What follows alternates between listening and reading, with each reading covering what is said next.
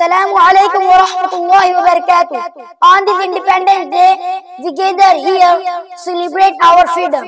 As a student of Jamia Islamia Shatul Ulum Al-Kalkuwa, we want to say something important, our beloved country India, because we are proud Indians. We are madrasa students and Islam teaches us to live peacefully with everyone.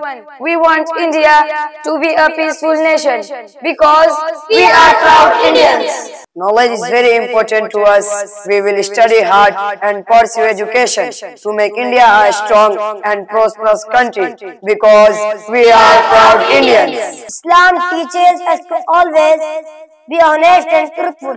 We want to eliminate corruption from India to make it a better place because we are proud Indians. Our forefathers gave up their lives for our beloved country.